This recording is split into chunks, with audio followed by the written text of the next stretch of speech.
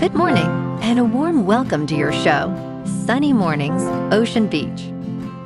I'm your host, Melissa, and it's Monday, May 18th. You'll be interested to know, 46 years ago, today, in 1980, scientists began a focused scientific study of Mount St. Helens, sending field teams to monitor steam vents, seismic patterns, and evolving crater activity. That coordinated research established new monitoring methods and data collection standards that advanced volcanic science and improved community preparedness. So now you know. And now, it's time for the Surf Report. Monday at Ocean Beach. This morning it's looking choppy with waves at 5 to 7 feet.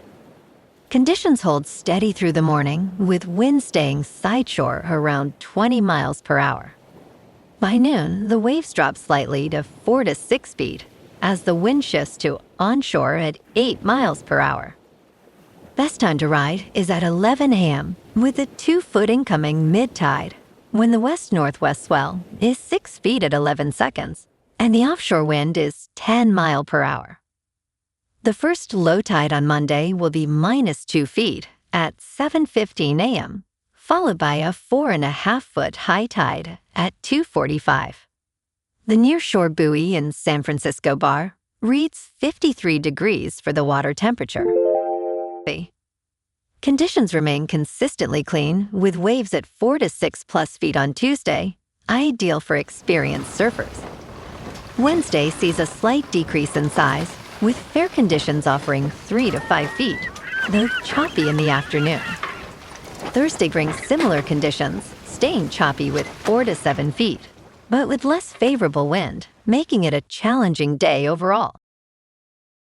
This morning, it's sunny and it feels like 57 degrees, with 17 mile per hour wind.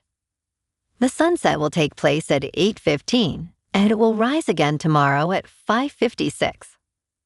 It looks like we're in for a sunny day with a high near 72, and temperatures fall into around 64 in the afternoon, along with a breezy north-northwest wind, around 15 miles per hour with gusts up to 33. If you're inland, it will hit a high of 80. Tonight, expect partly cloudy skies with a low around 53 and a light west wind around 8 miles per hour with gusts as high as 23. Looking ahead in the weather. This morning, it's sunny and it feels like 57 degrees with 17 mile per hour wind. The sunset will take place at 8:15 and it will rise again tomorrow at 5:56.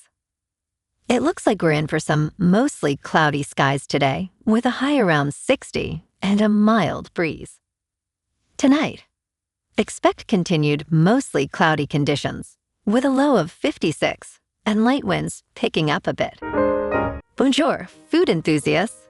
This podcast is brought to you by Versailles Cafe and Pastries in Encinitas. Nestled on El Camino Real South, just north of Encinitas Boulevard, this cafe is a haven for culinary delights. Indulge in their amazing Eggs Benedict or their gluten-free crepes.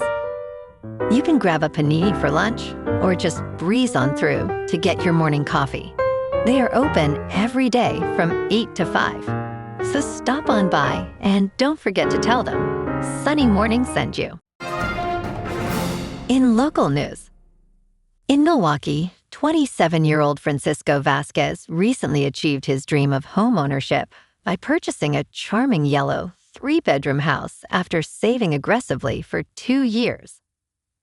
Vasquez is part of a growing trend among Gen Z buyers, with many young adults achieving homeownership despite the odds stacked against them, including rising prices and limited financial assistance.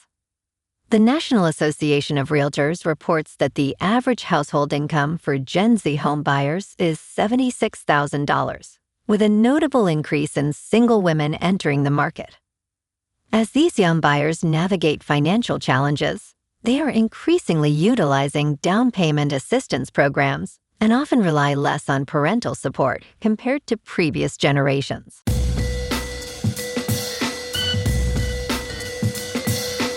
Now on to sports. Donovan Mitchell called advancing to the conference finals for the first time in his extensive postseason career a breath of fresh air after his Cleveland Cavaliers dominated the top seed Detroit Pistons 125-94 in Game 7 on Sunday night. The Cavs had lost in the second round in each of the past 2 seasons and had not made the conference finals since 2018. Game 1 of the Eastern Conference Finals begins Tuesday against the New York Knicks at Madison Square Garden.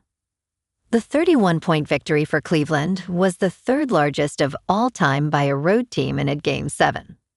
Mitchell noted they would not be able to exhale for long, saying, "We can only breathe for about 12 hours." In local sports, the Giants rolled past Oakland yesterday, 10-1, behind a dominant pitching and hitting performance. Adrian Hauser scattered 4 hits over 6 innings, while Harrison Bader drove in 4 runs with a homer. Luis Arraez added 3 hits, including a blast, and the rout gives San Francisco a 2-game winning streak heading into tonight. Speaking of momentum, the Giants take on the Diamondbacks in Phoenix at 6:40. Robbie Ray toes the slab against Zach Gallen in what shakes up as a classic pitcher's duel.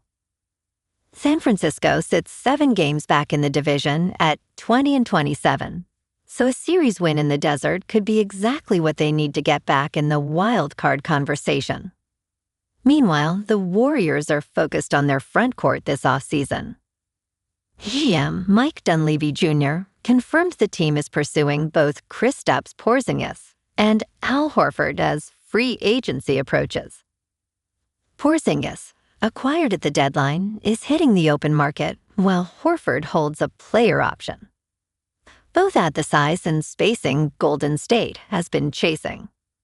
On the injury front, Jimmy Butler and Moses Moody are progressing through their ACL rehabs, putting the Warriors in position to get healthier as the offseason moves forward. In top news, as college costs climb and skepticism about higher education grows, many Americans question whether a bachelor's degree is still worth the price. A new analysis of Texas public college students shows that long-term, they generally earn far more than those who never attended college, even in liberal arts. On average, college entrants out-earned high school graduates by almost $87,000 over that 15-year period, even after accounting for college costs. Engineering and architecture majors enjoyed the highest returns, while liberal arts majors outperformed their peers without bachelor's degrees by about $35,000. The study indicates that pursuing a bachelor's degree is likely a wise investment. In business news, one of the market's hottest stock themes is buying everything artificial intelligence cannot replace. As investors worry about the companies that artificial intelligence will wipe out, they are rotating into those that artificial intelligence will have a harder time disrupting.